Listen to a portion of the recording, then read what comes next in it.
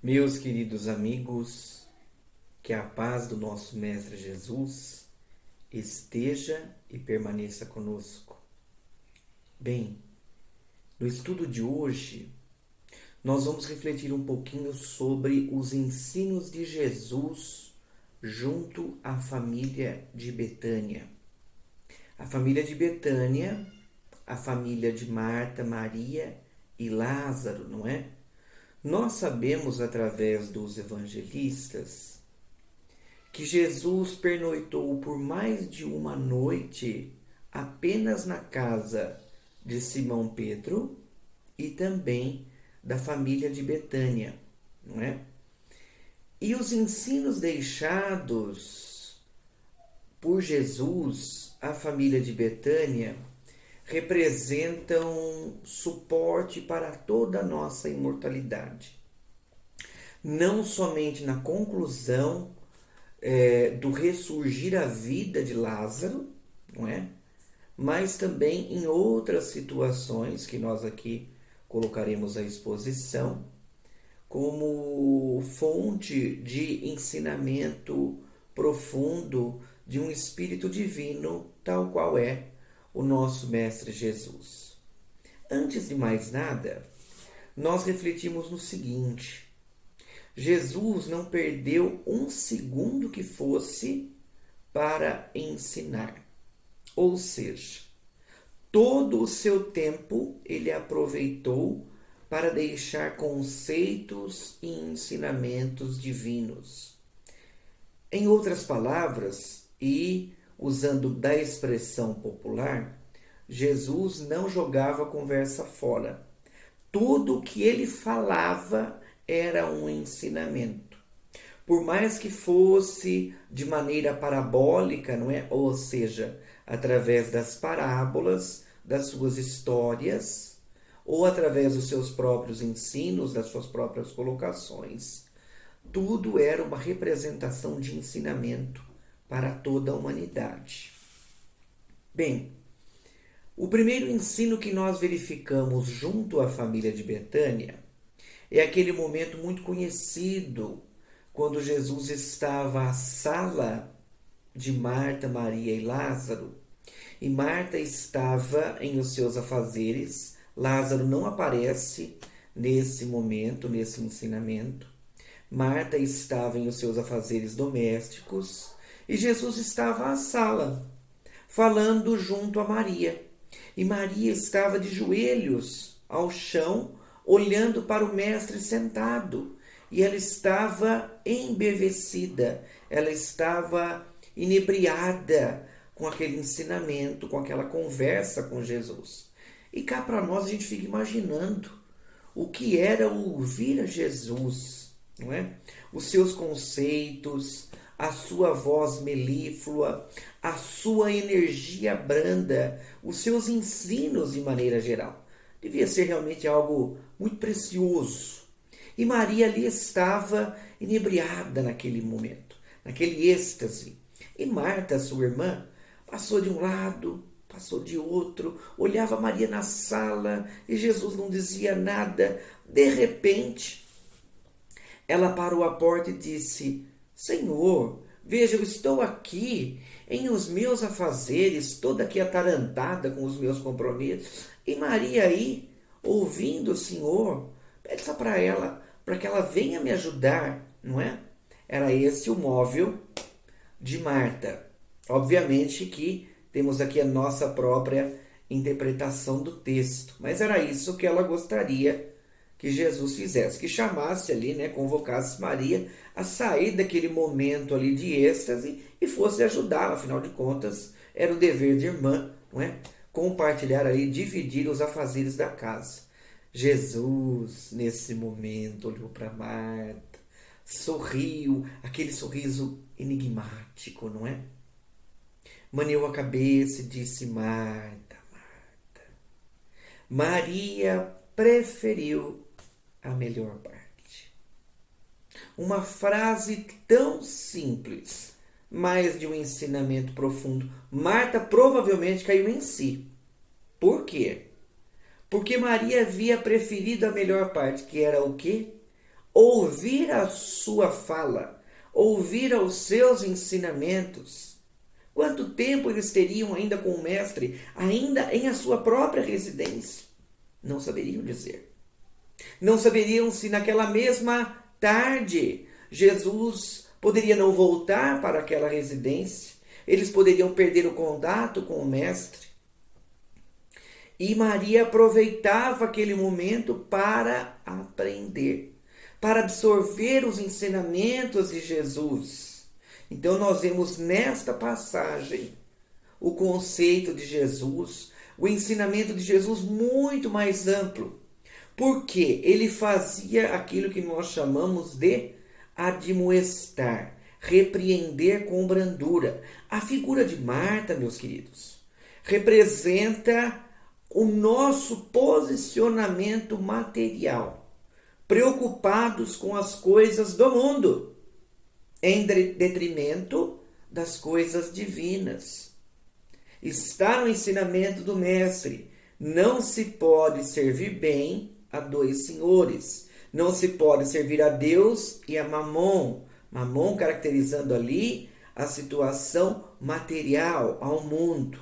Marta simbolizou naquele momento todos nós que nos dizemos cristãos e espíritas, que vivemos num mundo mais preocupado em ter do que ser, mais preocupados com os louros do mundo, as conquistas da terra, esquecendo-se dos tesouros celestes.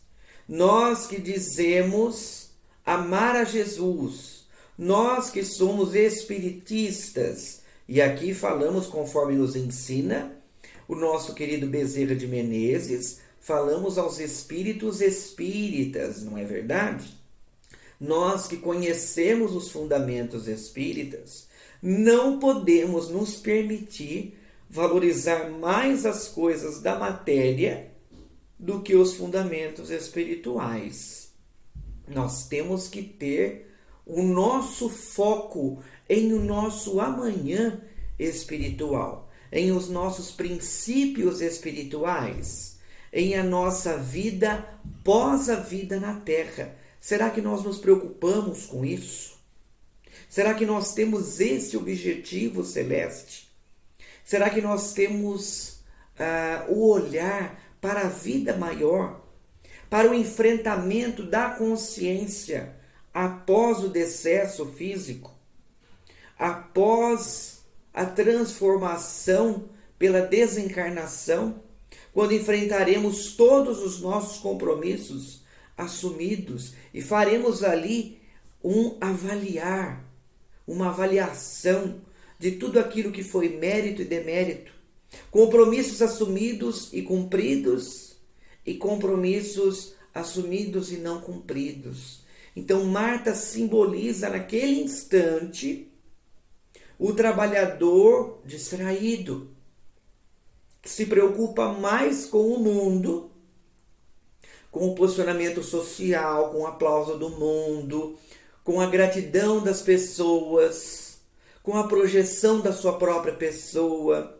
Todos nós que muitas vezes nos encantamos pela ilusão do poder, pelas conquistas da terra, por tudo isso que distrai o nosso pensamento, não é?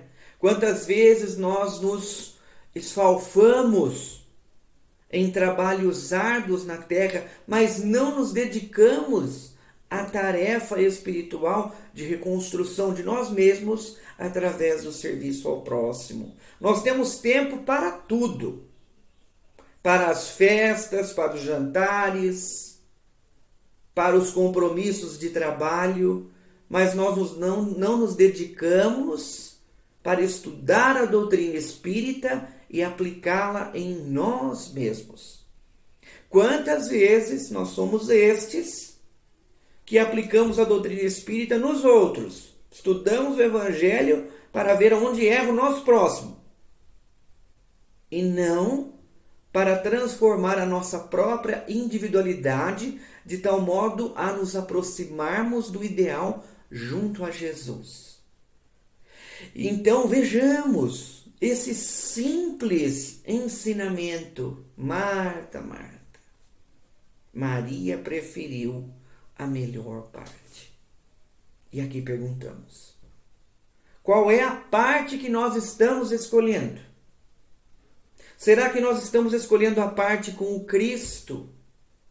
A aproximação com o Cristo?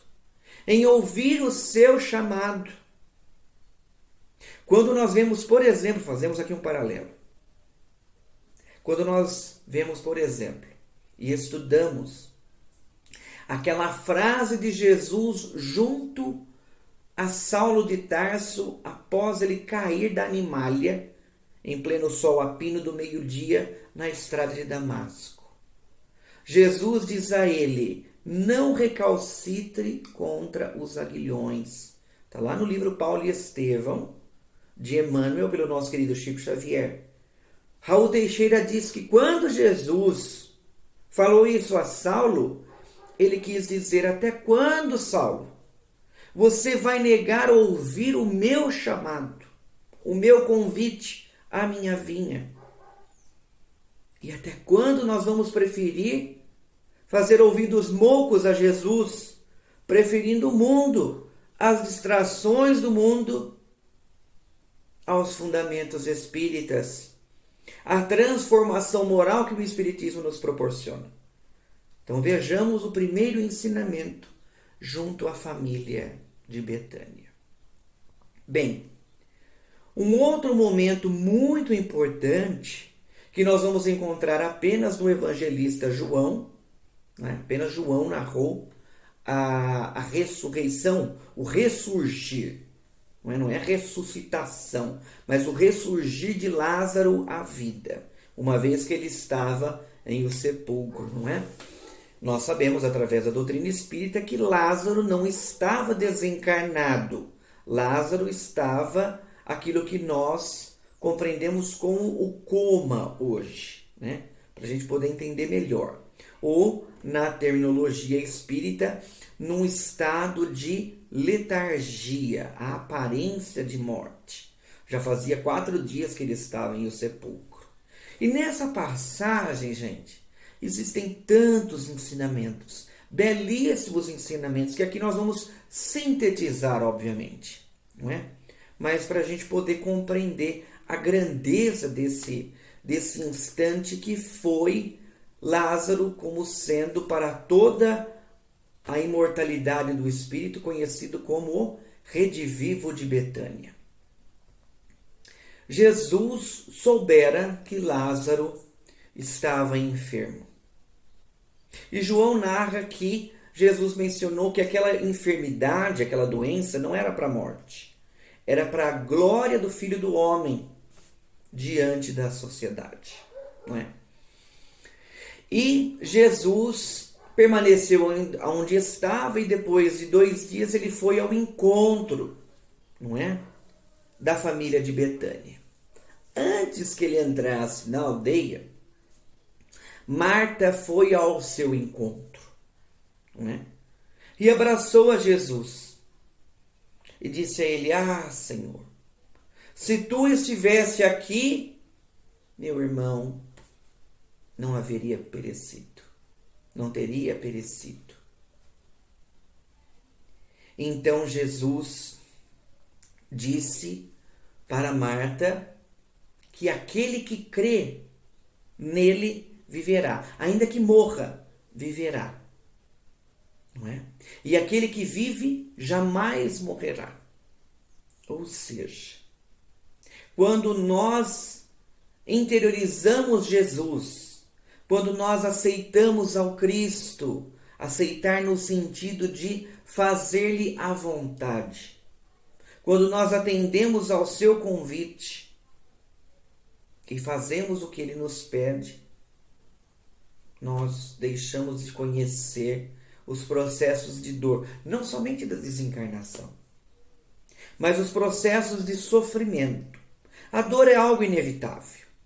Quando nós queimamos a pele, nós sentimos dor. Quando nós nos machucamos por algum momento, nós sentimos dor. Mas sofrimento é opção do espírito. O sofrimento, em verdade, ele não existe. Qualquer situação que proporcione ao espírito sofrimento, sofrimento é uma situação moral e é uma escolha nossa. Porque nós damos às situações uma carga emocional de tristeza pelo sentimento de perda. E aquilo passa a ser um sofrimento. Dor é físico, sofrimento é moral. E com Jesus, uma vez atendendo ao seu convite e aos seus ensinamentos, nós deixamos de sofrer. Mesmo diante da desencarnação de um ente querido, por exemplo, como era o caso de Lázaro, não é? Então, quando nós entendemos isso e deixamos de colocar a carga emocional negativa pela frustração da perda, nós passamos a deixar então de sofrer. Aí vem o nosso querido Haroldo Dutra Dias e nos ensina que a doutrina espírita, diante da desencarnação, ou qualquer outra situação, mas falamos aqui da desencarnação, não é? Ela não tira a dor moral, o sofrimento em si, mas ela tira o desespero. E isso já basta. Porque quando nós perdemos o desespero, nós compreendemos que o espírito vive, que ele permanece atuante, que sendo um espírito lúcido, tendo sido uma pessoa nobre, praticado os bons princípios, que tentou ao longo da vida vencer a si mesmo, obviamente que esse espírito desencarnado estará muito bem. Ao passo que, quando nós encontramos alguém que desencarna e essa pessoa viveu em desequilíbrio, viveu numa situação que contribuiu para a desarmonia do conjunto familiar, o conjunto de sociedade e mesmo individual, esse espírito estará no mundo espiritual em momentâneo desequilíbrio, necessitado de prece, de boas vibrações, lembrando do mesmo com o apoio da saudade, não é? Da gratidão pela convivência, do estímulo ao seu próprio desenvolvimento, à sua própria evolução. Porque no mundo espiritual ninguém fica estagnado. Aqui nós podemos interromper o passo de evolução, mas no mundo espiritual isso via de regra não acontece. Lógico que nós podemos atrasar todo esse processo, tanto aqui quanto lá. Mas chega um instante em que o espírito se cansa, não é? E ele busca então aquele instante de lucidez. Ele começa a recordar-se, com o apoio provavelmente da espiritualidade maior, dos seus anos de infância, das orações, de uma figura que lhe foi importante, seja a mãe, seja o pai, seja o irmão, um amigo, um companheiro espírita. Nós vemos isso, por exemplo, lá nos primeiros capítulos do livro Nosso Lar, quando André Luiz perdera a noção de tempo, ele que havia sido um tanto materialista em vida, e perdendo a noção de tempo, um dia, cansado daquele tumulto do sofrimento, das regiões que lhe queimaram as ilusões do mundo, ele recordou-se da mãe, recordou-se da prece que ele fazia quando criança, e aí ele começou então a perceber o mundo espiritual de maneira diferente, e o socorro que lhe chegava, né, em acordo com a sua própria predisposição. Certo? Então, Jesus está ali com Marta e falando sobre esses seus ensinos, de que quem lhe absorve os conceitos, quem nele crê, nos seus ensinos, ainda que morra, viverá, e quem vive jamais morrerá. Ele pede que lhe chamem Maria, e Maria está à sala, com aqueles companheiros que vieram ali para lhes confortarem, não é? Pela desencarnação de Lázaro, e Maria vê que Marta chega e fala: o mestre quer lhe ver.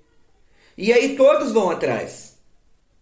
E novamente aquela situação acontece. E Jesus então agitou-se, vendo aquelas irmãs sofridas chorando, perguntou aonde estava Lázaro, e levaram Jesus até a direção do sepulcro. E é belíssimo esse instante, porque Jesus, narra João, Jesus chorou. Esse momento é extremamente importante. Por quê? Porque Jesus poderia ter colocado os conceitos divinos da vida imortal, poderia dizer que Lázaro não estava morto, que ele traria Lázaro à vida naquele momento. Não. O que ele fez? Teve compaixão das irmãs, de Lázaro, dividiu a dor e chorou com elas. Chorou com elas. Mas como Senhor dos Espíritos, obviamente que depois ele pediu para que as pessoas removessem a pedra do local. Mas notemos, meus queridos, a emoção de Jesus. Existem instantes da vida que as palavras não traduzem os sentimentos. Existem instantes da existência que, diante de um abraço de saudade, diante de determinadas emoções, as palavras não exprimem aquilo que traz o nosso melhor sentimento. E nós somos ali visitados pela lágrima de tristeza ou de alegria, onde vale mais a nossa presença do que a nossa palavra.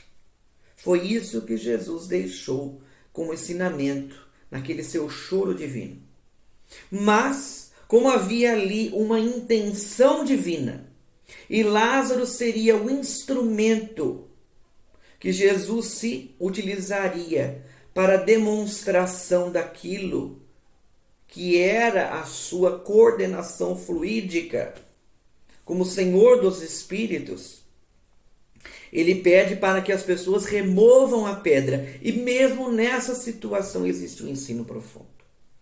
A nossa querida Maíse Braga, que nós semana passada apresentamos aqui um estudo, ela nos coloca que esse instante de remover a pedra significa muito para a criatura humana, sendo isto um pedido de Jesus.